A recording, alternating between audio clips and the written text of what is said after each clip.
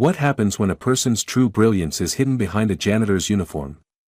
I've picked things up over the years, Marcus quietly tells Zoe, masking the mathematical genius that once revolutionized an entire field.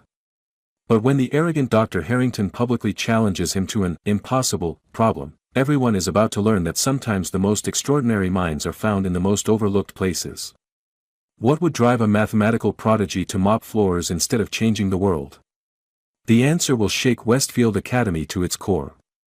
Don't miss this incredible journey of hidden genius, prejudice, and redemption that will make you question who you might be overlooking in your own life.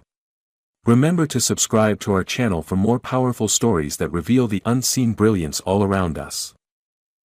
The squeaking sound of Marcus Johnson's mop against the polished floor tiles echoed through the empty hallways of Westfield Academy. At 5:30 a.m., he was always the first to arrive and often the last to leave. Most students and faculty barely registered his presence, their eyes sliding past him as if he were just another piece of the building's infrastructure. As he worked his way toward the mathematics department, Marcus's back gave a familiar twinge of pain. He paused, leaning slightly on his mop. The injury was a constant reminder of his encounter with Dr. Harrington 3 months ago, when she'd carelessly pushed open the classroom door while he was cleaning, knocking him against the corner of a desk. She hadn't even stopped to check if he was all right. Marcus resumed his work, pushing the cleaning cart into room 237. Advanced Calculus, taught by the infamous Dr. Victoria Harrington. His eyes scanned the whiteboard, which still held yesterday's complex equations. A small smile touched his lips as he spotted an error in the third line. Without a second thought, he picked up a marker and made a subtle correction, changing a negative sign to positive. Old habits, he murmured to himself. For 20 minutes, Marcus cleaned in peaceful solitude. Then he heard footsteps, too early for students. Mrs. Eleanor Simmons, the veteran English teacher, appeared in the doorway. "Morning, Marcus," she said warmly. Unlike most faculty, she always acknowledged him. "Good morning, Mrs. Simmons." Her eyes drifted to the whiteboard. "Interesting, correcting Dr. Harrington's work again?" Marcus froze. "Don't worry," she said with a conspiratorial smile. "Your secret's safe with me. But I've always wondered, why are you?" The conversation halted abruptly as 3 students entered the hallway, loud and careless. One of them bumped Marcus's cart, nearly toppling it. "Watch where you put your stuff, man," the boy said without looking back. Mrs. Simmons frowned. "Tyler Brooks, come back and apologize please." The athletic teenager reluctantly returned, barely meeting Marcus's eyes. "Sorry," he muttered, clearly not meaning it. As they left, Marcus continued his work, invisible once more. He'd grown accustomed to this role, the silent observer, the man no one really saw. But as he cleaned around the building, his mind was elsewhere, solving equations far more complex than those on Dr. Harrington's board. Later that morning, as the academy fully awakened, Marcus pushed his cart past Dr. Harrington's classroom during her lecture. Through the open door, he could hear her crisp, authoritative voice presenting a proof. Without breaking his stride, his trained ear caught another mistake in her reasoning. He allowed himself a small, private smile. Some things never changed. Dr. Victoria Harrington strode through Westfield Academy's main hall with the confidence of someone who knew their worth, and made sure everyone else did too. Her Louboutin heels clicked against the marble floors, her designer outfit impeccable, her auburn hair swept into a perfect chignon. As she passed, younger teachers averted their eyes while students scrambled to move out of her path. "Good morning, Dr. Harrington," Dean Montgomery called, emerging from his office. "Richard," she acknowledged with a nod. "I've finished reviewing the curriculum proposals. Most are adequate, though Peterson's is embarrassingly subpar." The dean winced. "Victoria, James has been teaching history for 20 years, and hasn't updated his methods since 1995, she interrupted. "Excellence doesn't accept complacency, Richard. That's why Westfield hired me." 3 years ago, Victoria had arrived at Westfield Academy trailing prestige, a PhD from Princeton, 2 books on advanced mathematical theory, and a reputation for transforming underperforming departments into academic powerhouses. The board had practically begged her to join their faculty, offering her the highest salary in the school's history.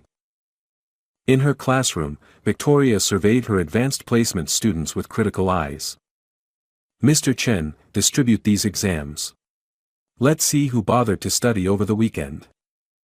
As students nervously shuffled papers, Victoria noticed a small correction on her whiteboard equation from yesterday. Her jaw tightened. This wasn't the first time she'd found her work altered. Initially, she'd suspected a bold student, but now she wondered if it was a colleague attempting to undermine her authority. "You have 40 minutes, she announced, setting her timer. "Begin." While students hunched over their papers, Victoria's mind drifted to the faculty meeting scheduled for that afternoon. She needed to present her case for expanding the mathematics department budget, at the expense of other departments, naturally. Excellence required resources, and Victoria Harrington deserved the best.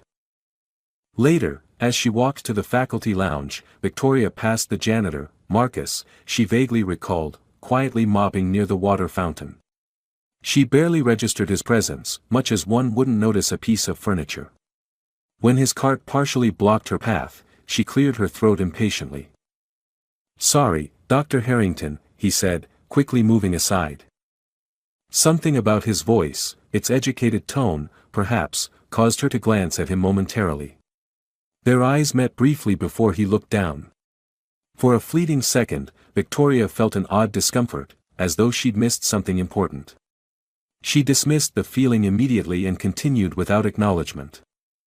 In the faculty lounge, she overheard 2 teachers whispering. "Becoming impossible. 3 students transferred out last week. It's her way or no way. The board doesn't care as long as test scores stay high." They fell silent as Victoria entered. She pretended not to notice, but privately, their words reinforced her conviction. They envied her success, her standards, her brilliance. In a world of mediocrity, excellence always attracted resentment. "Dr. Harrington?" It was Jason Chen, her most promising student. "Could you review my competition proof after school?" 3 o'clock, my office, she replied. "Don't be late." As he thanked her and left, Victoria allowed herself a small smile. This was her legacy, shaping exceptional minds, pushing them beyond ordinary limits. The others might resent her methods, but they couldn't argue with her results. Zoe Washington stared at the glaring red D+ on her calculus paper, her heart sinking. 3 months at Westfield Academy on a prestigious merit scholarship, and she was drowning in Dr. Harrington's class. Back at her public school in South Chicago, she'd been a mathematics star. Here, nothing she did seemed good enough. "Ms. Washington," Dr. Harrington called, her voice cutting through the classroom. "Would you care to explain your approach to problem 6? Zoe felt 30 pairs of eyes turned toward her. I used integration by parts, but I think I made an error in." "An error?" Dr. Harrington interrupted. "You made several fundamental errors that a first-year student shouldn't make. Perhaps you're not quite ready for advanced placement." Heat rushed to Zoe's face. She'd stayed up until 2 a.m. working on this assignment, sacrificing sleep after her evening job at the local cafe. "I can do better, Dr. Harrington," she said quietly. "I certainly hope so. Scholarships at Westfield aren't handed out as charity cases." The professor moved on to another student, leaving Zoe fighting back tears. After class, Zoe remained behind, staring at her paper.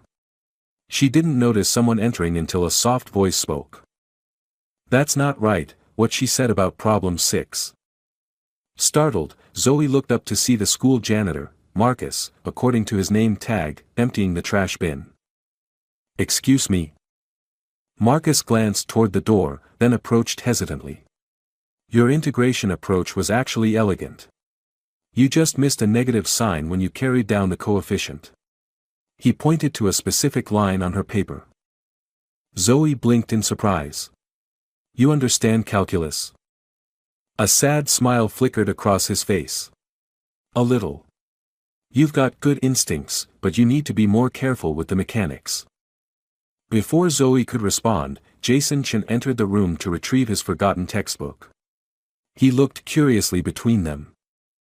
Everything okay, Zoe? Yeah, just. She hesitated, glancing at Marcus, who had already moved away and resumed his cleaning duties. Later that week, Zoe stayed late in the library, struggling through another impossible assignment. Frustration mounted as she tackled the same problem for the third time. Ugh. She pushed away her notebook in defeat. Having trouble? Zoe looked up to find Marcus with his cleaning cart nearby. Dr. Harrington's assignments are impossible, she sighed.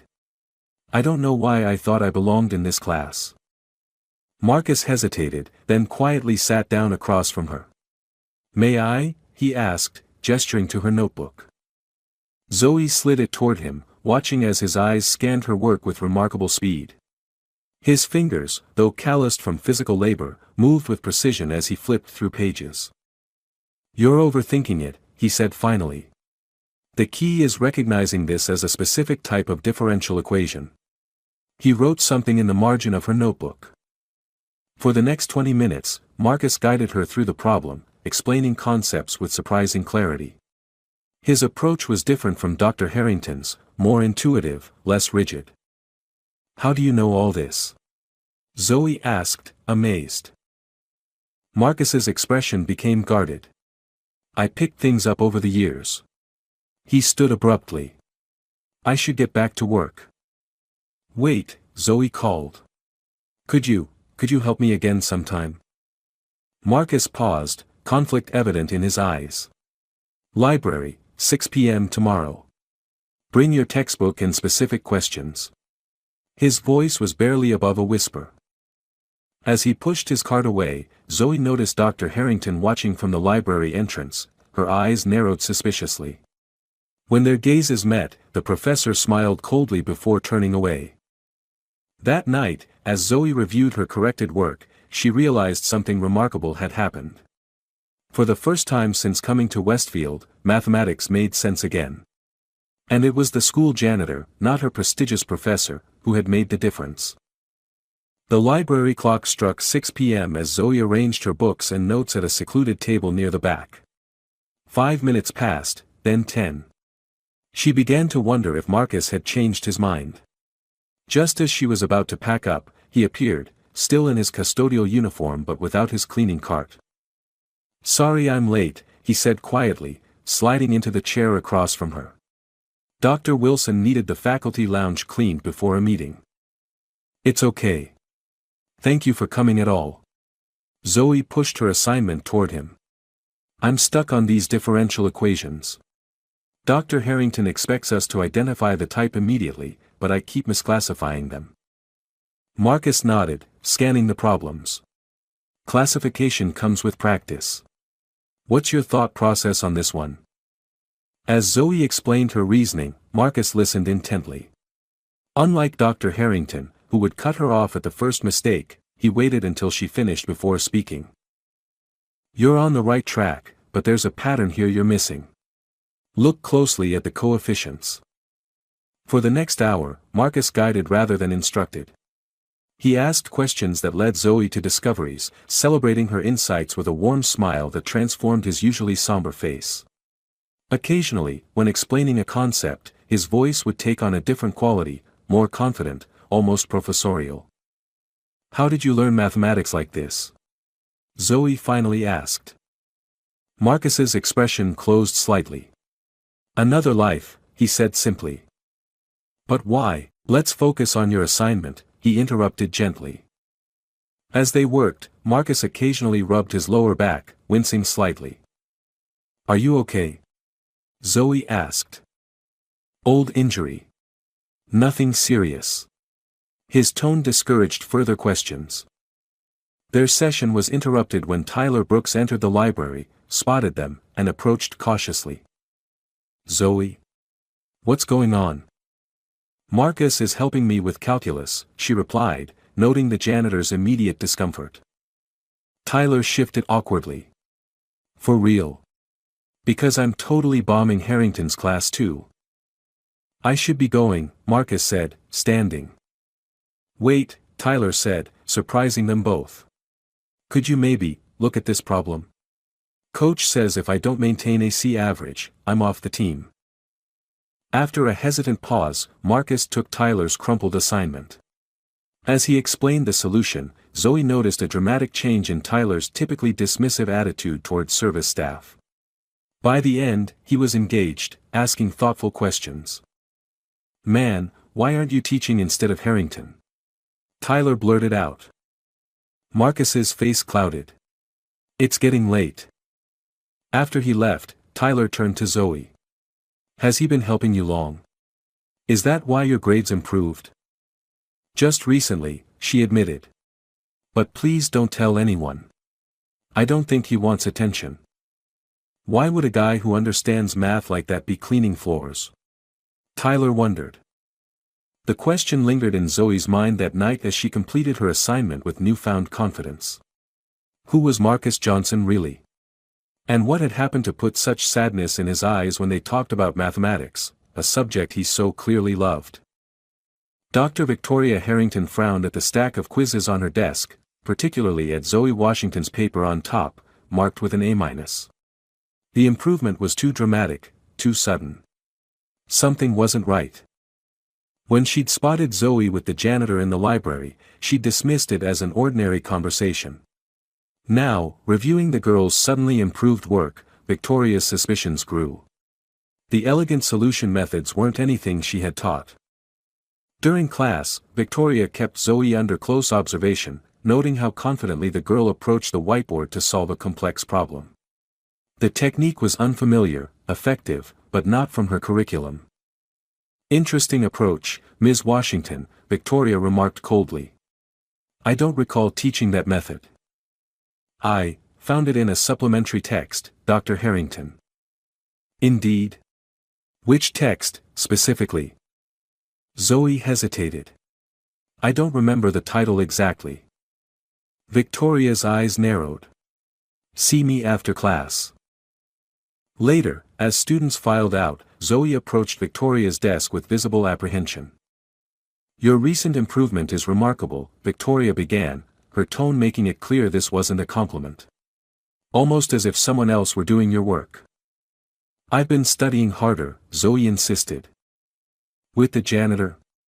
Victoria watched satisfaction as Zoe's eyes widened in surprise.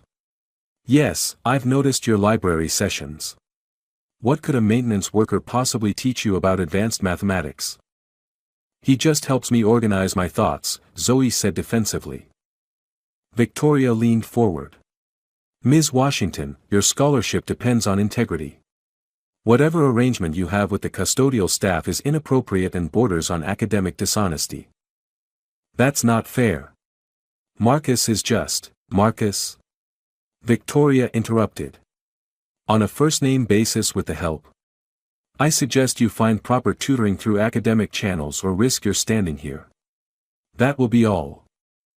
After Zoe left, Victoria sat brooding. Something about this situation bothered her beyond mere academic propriety. The janitor, Marcus Johnson, had always been a peripheral figure in her awareness. Occasionally, she'd notice corrections on her classroom boards, which she'd attributed to ambitious students or meddling colleagues. Could it be him? The thought was absurd, yet unsettling. That afternoon, Victoria deliberately walked past the library at 6 p.m. Through the window, she observed Zoe and Marcus huddled over textbooks. More surprisingly, Tyler Brooks and another student had joined them. As she watched, Marcus drew something on paper that made all three students nod with sudden understanding. Victoria's jaw tightened. This unauthorized tutoring undermined her authority and teaching methods. Moreover, it raised questions about the janitor's qualifications and motives. The next morning, she approached Dean Montgomery's office. Richard, we may have a situation with one of the custodial staff. The janitor, Johnson, has been conducting unauthorized tutoring sessions with students. The dean looked puzzled. Is that really a problem, Victoria? If he's helping students, without proper vetting or qualifications? What if he's teaching them incorrectly? These are AP students preparing for crucial exams. I'll look into his background, the dean promised, but unless there's a specific complaint. Victoria left unsatisfied. She needed to handle this herself.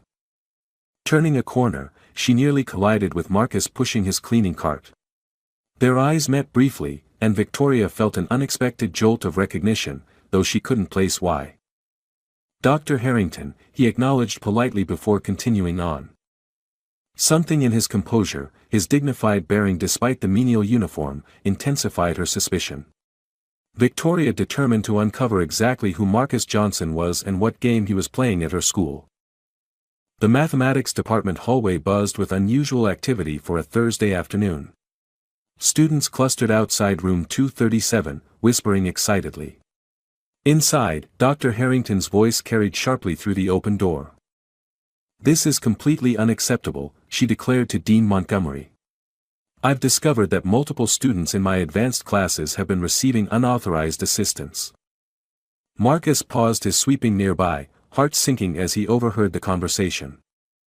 "Victoria," the dean replied calmly, "tutoring isn't prohibited. If students seek extra help, from qualified instructors, certainly," she interrupted. "Not from the maintenance staff. It undermines our entire academic standards." Marcus considered quietly slipping away, but the mention of Zoe's name held him in place. "Ms. Washington's work shows methods I never taught." When confronted, she admitted receiving help from him. Dr. Harrington pointed directly at Marcus, who stood frozen in the doorway. All eyes turned to him, Dr. Harrington's cold and accusatory, the dean surprised, and from behind them, the concerned faces of Zoe, Tyler, and several other students who had gathered in the hallway. "Is this true, Johnson?" Dean Montgomery asked. Before Marcus could answer, Zoe stepped forward. "Yes, he's been helping us. And we're understanding the material better than ever." "Mr. Johnson has no qualifications to teach mathematics," Dr. Harrington stated dismissively. "Whatever he's showing you is likely oversimplified or entirely incorrect." "That's not true," Tyler interjected. "I was failing before, but now I actually get it." Dr. Harrington's face flushed with anger. "This is absurd. A janitor teaching advanced calculus?" Marcus felt a familiar pain twist in his back, reminding him why he'd chosen invisibility these past years. Yet looking at the students, especially Zoe, standing tall despite her trembling hands, he couldn't remain silent. "I was only trying to help," he said quietly. "Help?" Dr. Harrington laughed coldly. "By undermining my teaching? By confusing students with whatever amateur understanding you've cobbled together?" The hallway had grown more crowded. Other faculty members, including Mrs. Simmons and Dr. Wilson from the mathematics department, had gathered. Marcus felt the weight of their stares, the judgment, the assumption of his incompetence based solely on his uniform. "I believe my methods are sound," he said, his voice stronger now. Dr. Harrington's eyes narrowed dangerously. "Let's test that theory, shall we?" She turned and wrote a complex equation on the classroom whiteboard, a graduate-level problem involving partial differential equations with boundary conditions. "Solve this," she demanded, extending a marker toward Marcus. "Since you're apparently qualified to teach my students, surely this should be within your capabilities." A tense silence fell over the room. Marcus stared at the equation, recognizing it immediately as a modified version of a famous unsolved problem, except Dr. Harrington had introduced subtle errors that made it appear standard but actually impossible to solve conventionally. It was a trap, designed to humiliate him publicly. Marcus glanced at Zoe, whose eyes pleaded with him to walk away. He thought about the quiet life he'd built, the peace he'd found in anonymity. Taking that marker would shatter it all. But he also thought about the students who'd trusted him, who'd finally begun to see mathematics as beautiful rather than terrifying. "Well?" Dr. Harrington prompted, her smile triumphant, certain of his retreat. Marcus stepped forward and accepted the marker. "I'm warning you," Dr. Harrington whispered as he passed her, "you're about to embarrass yourself." As he stood before the whiteboard, Marcus felt a strange calm settle over him. He hadn't done this, performed mathematics publicly, in 7 years.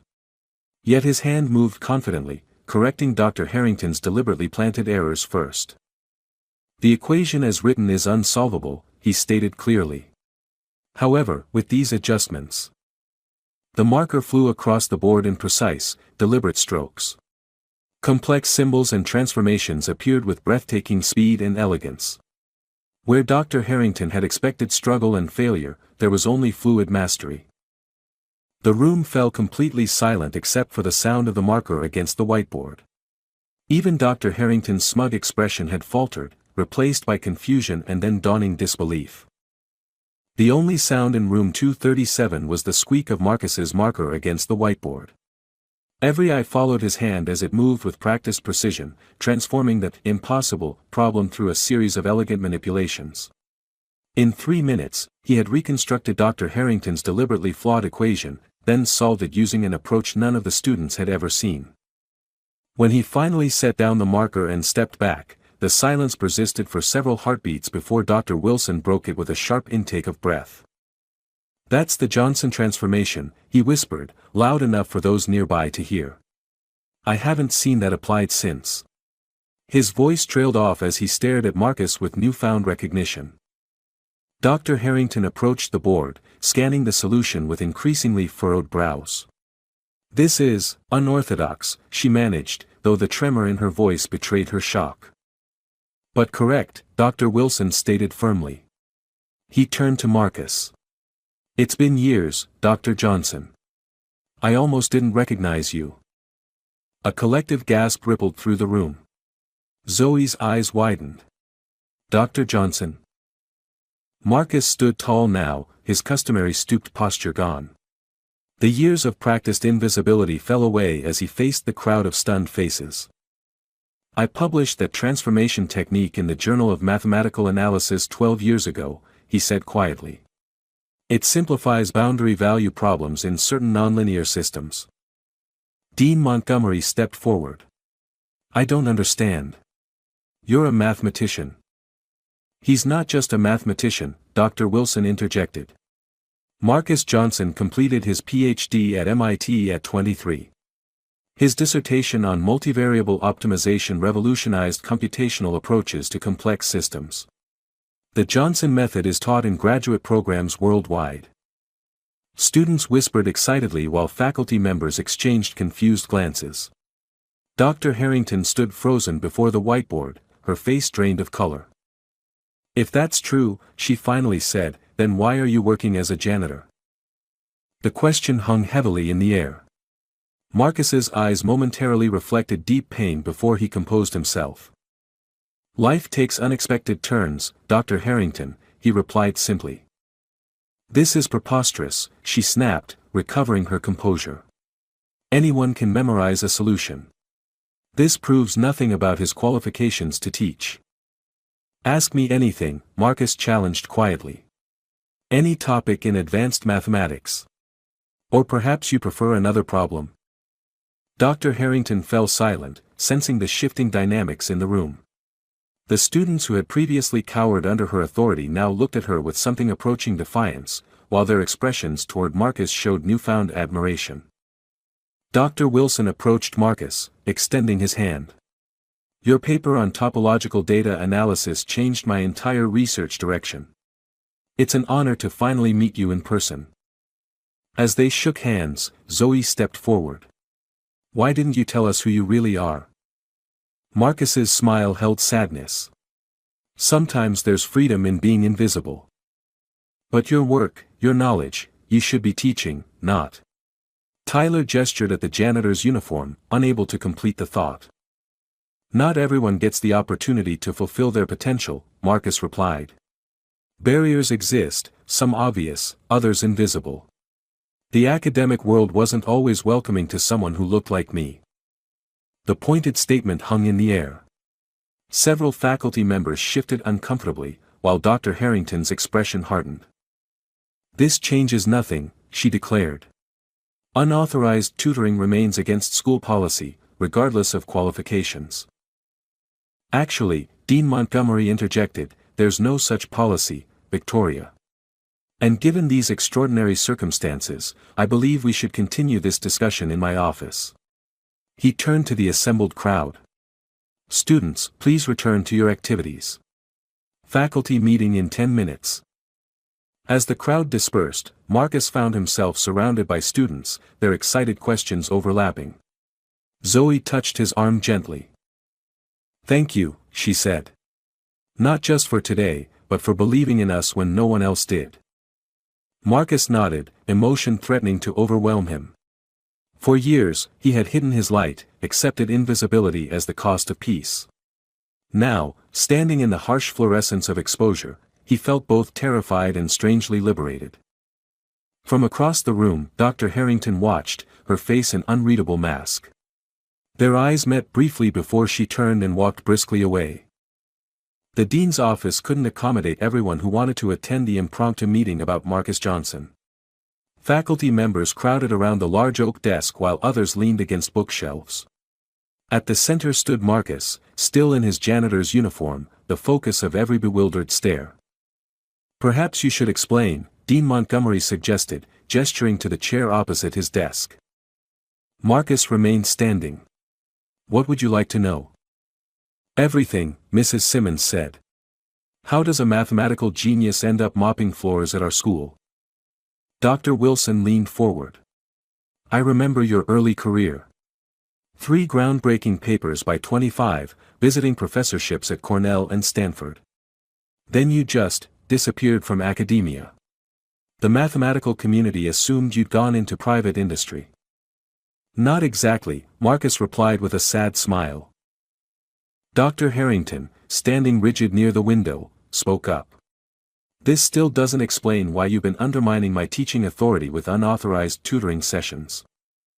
The room fell silent, her tone striking a discordant note against the collective curiosity. Victoria, Dr. Wilson admonished, given what we've just witnessed, perhaps a different approach is warranted. Marcus raised his hand slightly. It's a fair question. He turned to face Dr. Harrington directly. I never intended to undermine anyone. Zoe was struggling, and I recognized something in her, the same passion for mathematics I once had, being slowly extinguished by fear of failure.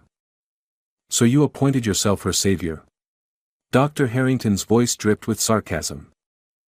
I offered guidance, Marcus corrected calmly. Something every student deserves. Dean Montgomery cleared his throat. Dr. Johnson, may I call you that? Marcus is fine. Marcus, then. I still don't understand how someone with your credentials ended up in custodial services. Marcus took a deep breath. 7 years ago, I was on track for tenure at Caldwell University. My research was well funded, my teaching evaluations were excellent. Then a senior colleague claimed credit for a breakthrough algorithm I developed. A murmur ran through the assembled faculty. I filed a formal complaint with evidence proving my authorship. Instead of investigating properly, the department sided with my colleague, a distinguished white professor with powerful connections. When I persisted, suddenly there were complaints about my teaching, questions about my previous research. My contract wasn't renewed.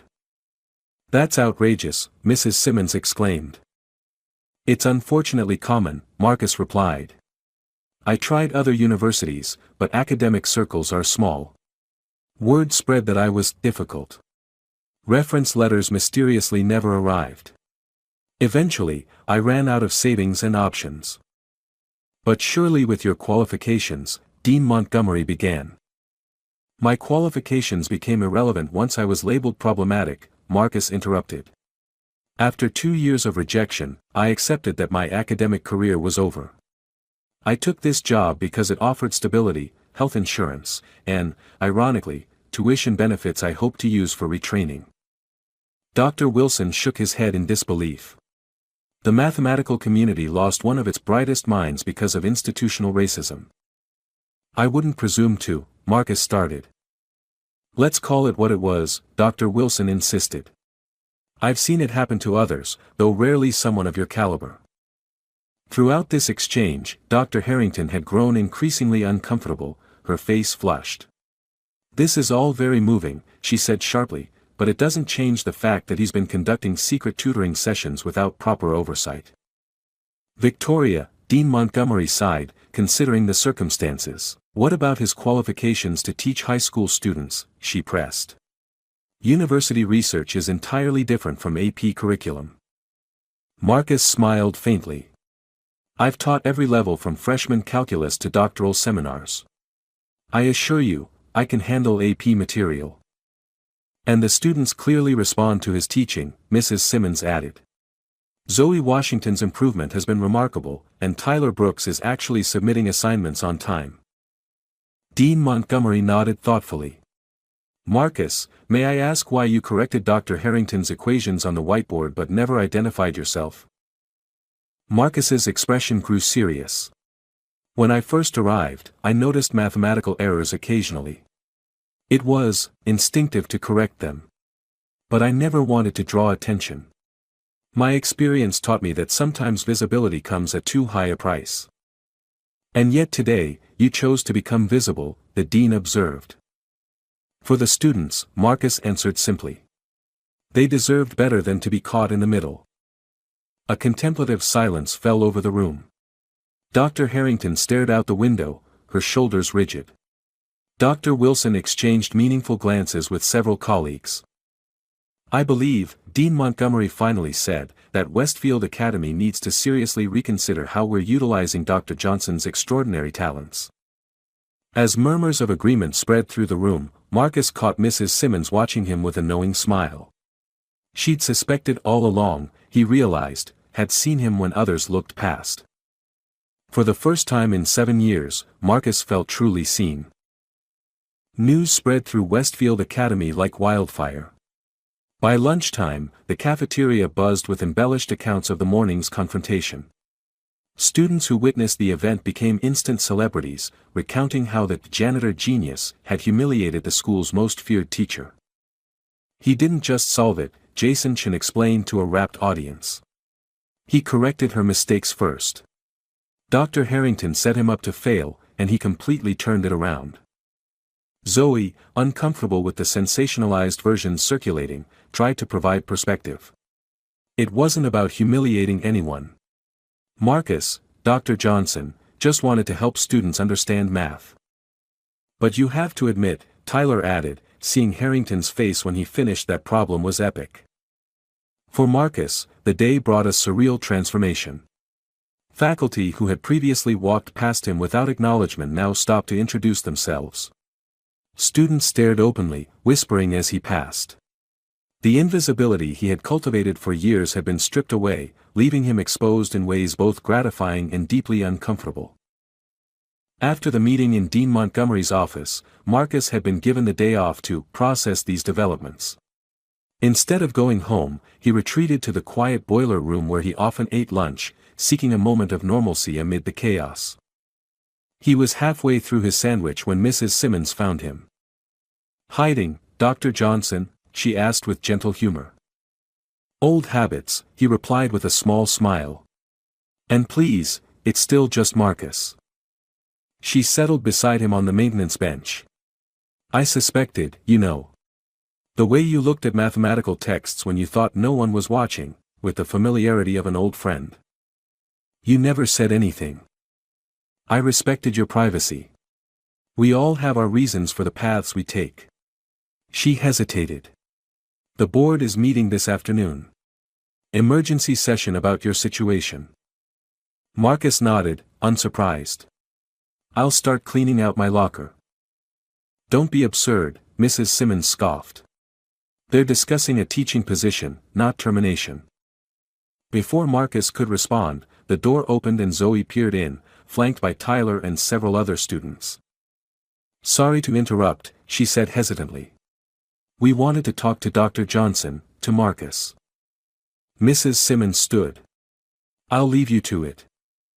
As she departed, the students filed in awkwardly, clearly unsure of protocol when meeting with someone who had transformed overnight from janitor to mathematical celebrity. "We wanted to thank you," Zoe began. "And to apologize." "Apologize?" Marcus asked, puzzled. For how we treated you before, Tyler admitted, looking uncomfortable. I was a jerk. Never even bothered to learn your name until Zoe mentioned you were helping her. The other students nodded in agreement, eyes downcast. You had no reason to see me, Marcus said gently. That was by design. But we should have, Zoe insisted. Regardless of your degrees or abilities, you deserved basic respect. Marcus felt an unexpected tightness in his throat. Thank you for that. We also started a petition, Jason added, producing a tablet with hundreds of digital signatures. Asking the board to offer you a teaching position. Nearly every student in the mathematics department has signed. Touched by their initiative but wary of their expectations, Marcus cautioned, that's very kind, but academic appointments are complicated, because of racism and elitism. Zoe challenged. Those are exactly the systems we should be fighting. Her fierce conviction reminded Marcus of himself years ago, before disappointment had taught him caution.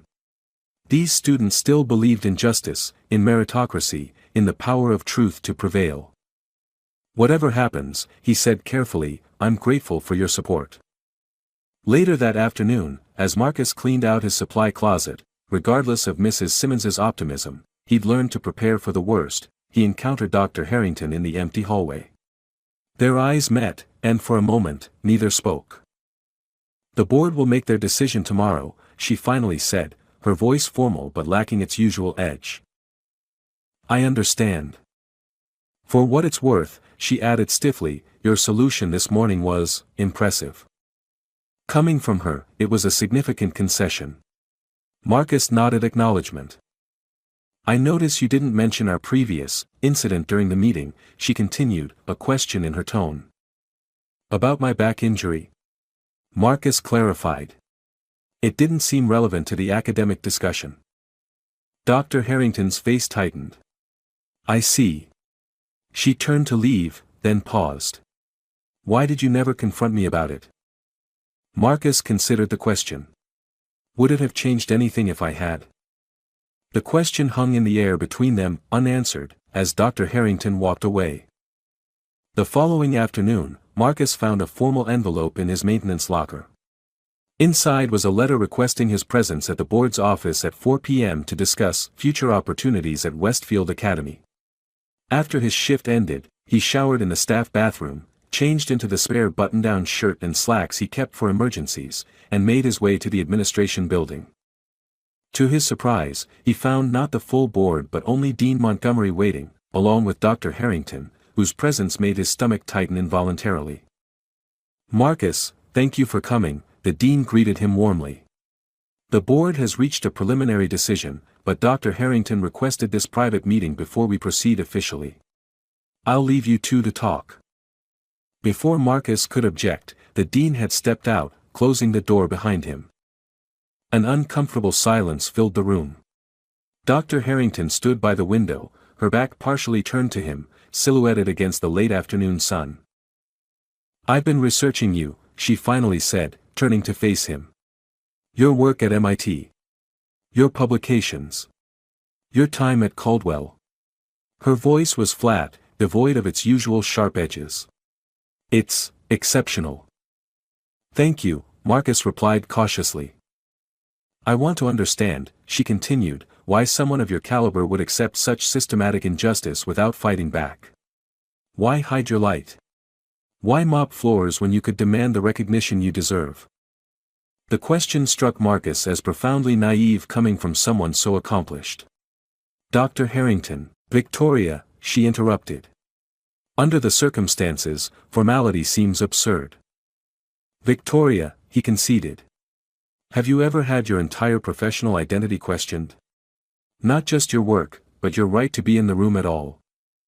She stiffened. As a woman in mathematics, I've faced my share of discrimination. I don't doubt that, Marcus acknowledged. But when you fought back, the system eventually rewarded you. When I fought, it closed ranks against me. Victoria moved to sit across from him, her eyes never leaving his face. Tell me what happened at Caldwell. The complete story. Marcus hesitated, then decided that after years of silence, the truth deserved voice. I developed an algorithm for optimizing complex transportation networks. Revolutionary application of graph theory, potential to reduce urban traffic congestion by 40%. My department chair, Dr. Lawrence Whitman, reviewed my preliminary findings before publication. And took credit, Victoria supplied. Not immediately. First, he suggested we collaborate. When I declined, I'd already done the work. He began questioning my methodology in department meetings, planting seeds of doubt. 3 months later, he published a paper with my algorithm as its centerpiece, with minimal alterations and a new name. Surely you had evidence, Victoria protested. Your original work, dated notes, all presented to the ethics committee, Marcus confirmed.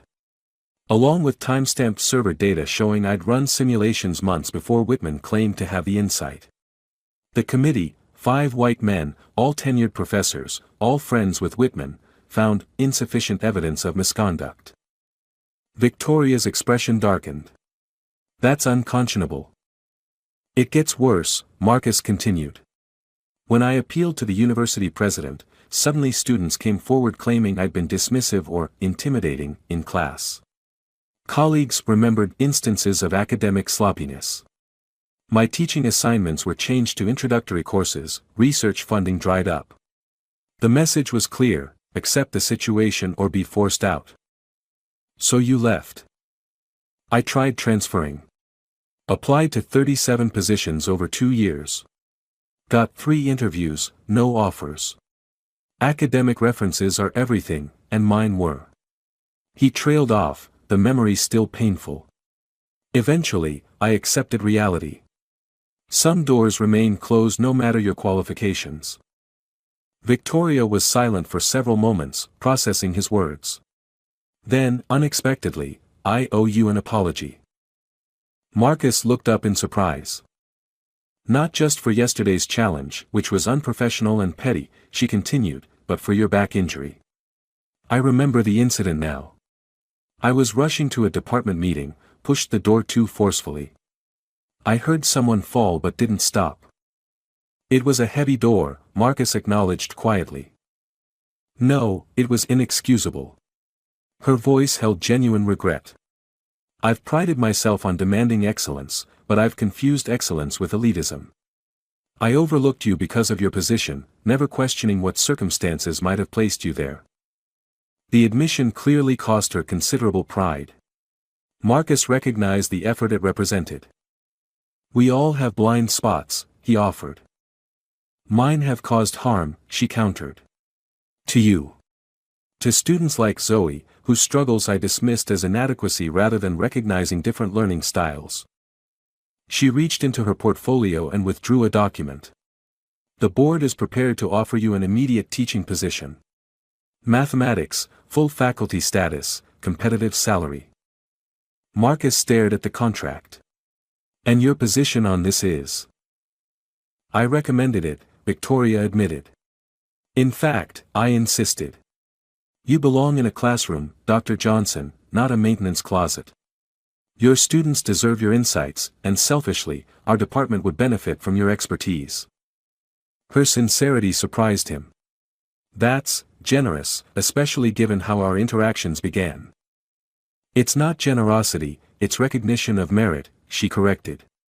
Something I should have extended to all my students, regardless of background. She hesitated. The position would involve some advanced classes currently in my teaching load. We would be colleagues in the truest sense. The proposal hung between them, not just employment, but rehabilitation of professional dignity. After 7 years of invisibility, Marcus felt the weight of possibility pressing on his chest. I would need assurances about teaching philosophy, he said carefully. My approach differs from yours. I'm beginning to see the value in different approaches, Victoria replied. Perhaps we both have something to learn from each other. The first faculty meeting with Marcus as a teacher rather than a janitor created a buzz unlike anything Westfield Academy had experienced in years. He entered the conference room in a new blazer and tie, his maintenance uniform replaced by the professional attire of an educator.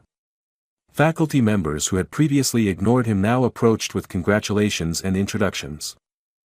Victoria Harrington, observing from across the room, noted the easy dignity with which he received this attention, neither resentful of its lateness nor overly grateful for its arrival. The realization that he had carried this same dignity even pushing a mop made her deeply uncomfortable. Dean Montgomery called the meeting to order. Before we begin regular business, I'd like to formally welcome Dr. Marcus Johnson to our faculty. As many of you know, Dr. Johnson holds a PhD from MIT and has published groundbreaking work in applied mathematics. We're fortunate to have him joining our mathematics department. Applause filled the room. Marcus nodded acknowledgement, his expression measured. Dr. Johnson will be teaching advanced functions and select AP calculus sections, working closely with Dr. Harrington to ensure curriculum continuity. At the mention of their collaboration, eyes darted between Marcus and Victoria, curiosity about their dynamic evident. The story of their confrontation had spread throughout the school community, growing more dramatic with each retelling. After the meeting, Victoria approached Marcus as colleagues dispersed. "I've compiled my course materials for the sections you're taking over," she said, handing him a thumb drive. "Of course, you're welcome to adapt the teaching methodology to your style." "Thank you," he replied. "I appreciate the foundation to build upon." An awkward silence fell between them, too much history, too recently transformed to navigate smoothly. "The first department meeting is Thursday," she finally continued. "We typically review assessment strategies for the semester. I'll be prepared." As he turned to leave, Victoria surprised herself by adding, "Marcus, I hope we can move forward professionally, despite our difficult beginning."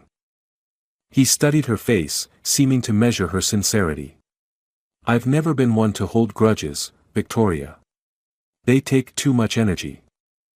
His gracious response only intensified her discomfort. In the 2 weeks since his revelation, Victoria had examined her behavior with growing dismay. Her treatment of Marcus reflected deeper patterns, assumptions about merit, reflexive deference to conventional credentials, blindness to structural barriers. Later that week, Victoria attended Marcus's first official class, ostensibly to ensure curriculum alignment, but really from curiosity about his teaching methods. She slipped into the back of the classroom as students settled in. The change in atmosphere was immediately apparent. Students who had been tense and defensive in her classes appeared engaged and alert. When Marcus wrote a complex problem on the board and asked for approaches, hands shot up without hesitation, including Zoe's and Tyler's. "There's no single correct path here," Marcus explained as students offered different strategies. "Mathematics offers multiple routes to truth. The elegant solution isn't always the most obvious." Victoria noticed how he validated each contribution before gently redirecting incorrect approaches, how he drew connections between different methods, how he encouraged peer collaboration rather than competition. His classroom hummed with intellectual energy rather than anxious performance.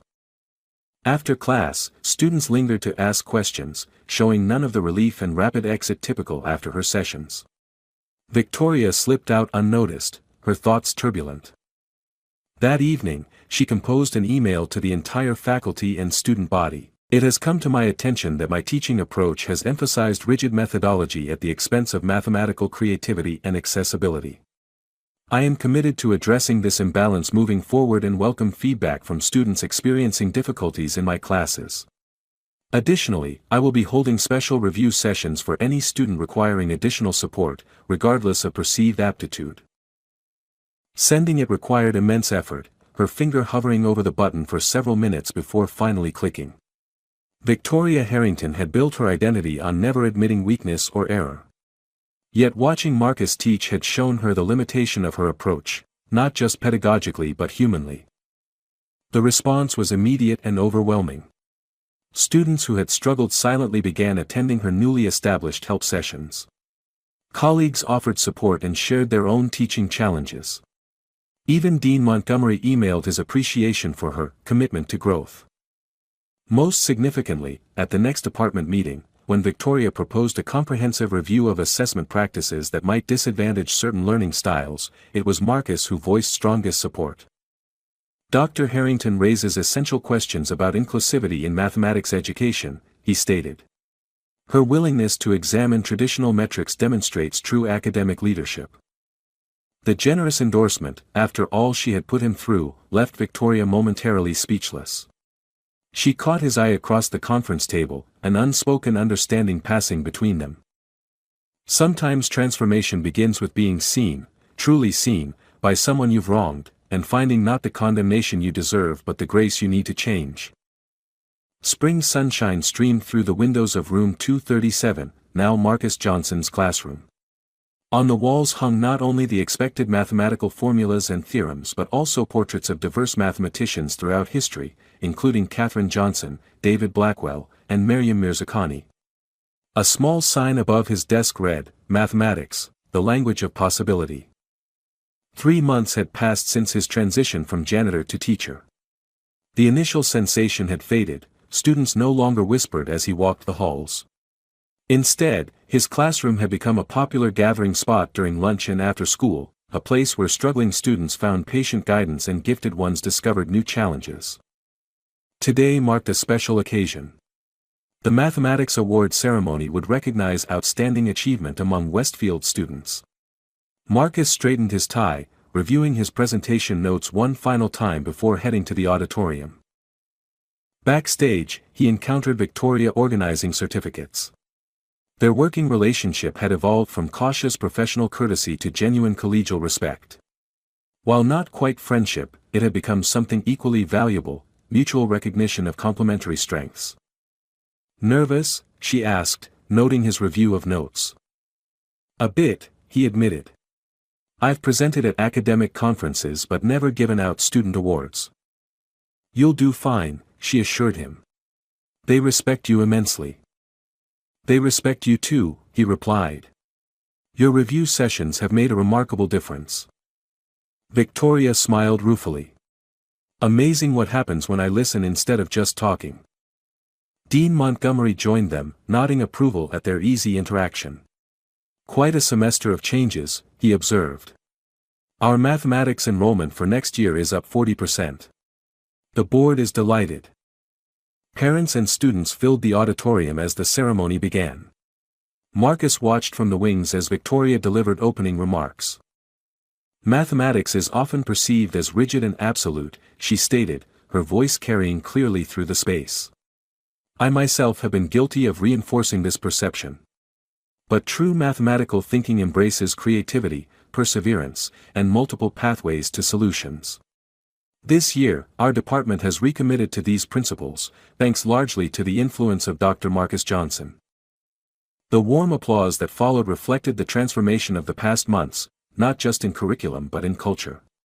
Victoria had become an unlikely advocate for educational equity, examining how traditional teaching methods might disadvantage certain students. Marcus had helped her redesign assessments to measure true understanding rather than memorization or speed. When Marcus took the stage to present the Most Improved Student Award, his first announcement brought spontaneous cheers. This year's recipient of the Most Improved Mathematics Student Award goes to Tyler Brooks, whose grade rose from a D to an A- through exceptional dedication.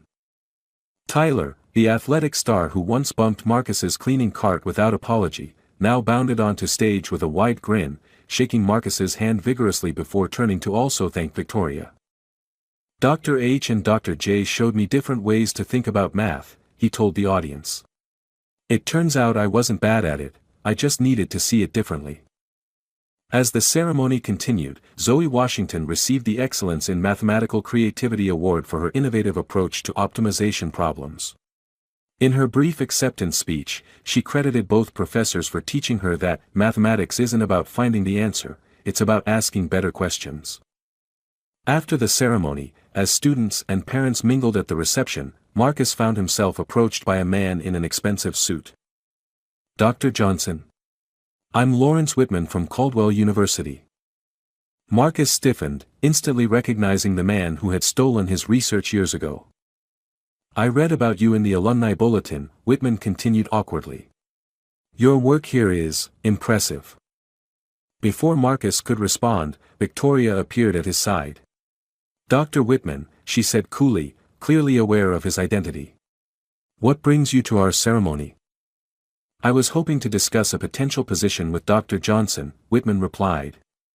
Caldwell's Applied Mathematics Department has an opening that would suit his qualifications perfectly. The irony was breathtaking. The same institution that had forced him out now sought his return, likely motivated by the positive press surrounding his story. I appreciate the consideration, Marcus said evenly, but I've found my place here. As Whitman retreated, Victoria gave Marcus a questioning look. That was quite the karma moment. You're not tempted? Marcus watched Zoe explaining a concept to younger students across the room, while Tyler proudly showed his award to teammates. Not even slightly. Some victories aren't about returning to where you were rejected, they're about creating something better where you are. Later that evening, clearing papers from his desk, Marcus found a note from Mrs. Simmons. Knew you were special from the first time I saw you correct Victoria's equations. Some lights can't stay hidden forever. He smiled, remembering his years of invisibility, the pain, yes, but also the perspective it had given him. He understood now what his students needed because he had experienced how it felt to be overlooked, underestimated, dismissed. The classroom door opened, and Victoria entered with a stack of curriculum plans. Sorry to interrupt your reflection, she said, noting his thoughtful expression. I wanted to discuss next year's AP sequence. Not an interruption, he assured her. Just appreciating how circular life can be. Speaking of circles, she replied with unusual hesitation, I've been meaning to ask if you'd consider co-authoring a paper on our assessment redesign. The preliminary data shows significant improvement in performance gaps. The offer represented more than academic collaboration, it was acknowledgement of him as an intellectual equal, a recognition that had been denied him for too long. I'd be honored, Marcus said simply. As they began discussing the paper's framework, Marcus Johnson, once invisible, now integral, felt the fullness of his journey. The path had not been just from janitor to teacher, but from invisibility to influence, from silence to voice, from exclusion to belonging. Sometimes brilliance finds its greatest purpose not in prestigious journals or elite institutions, but in the transformed lives of those who once walked past without seeing. Dear friend, this story reminds us that brilliance and dignity exist in places, and people, we often fail to see. Every day, we pass by individuals whose talents, dreams, and potential remain invisible behind the labels we assign them. True excellence isn't measured by titles or positions but by character and impact. When we challenge our assumptions about who belongs where, we create space for extraordinary transformation, not just for others, but for ourselves. May this story inspire you to look beyond appearances, to question your own biases, and to recognize the hidden genius in unexpected places. If this message touched your heart, please like this video and subscribe to our channel for more stories that illuminate the human spirit and remind us of our shared humanity. Together, we can build a world where no light remains hidden.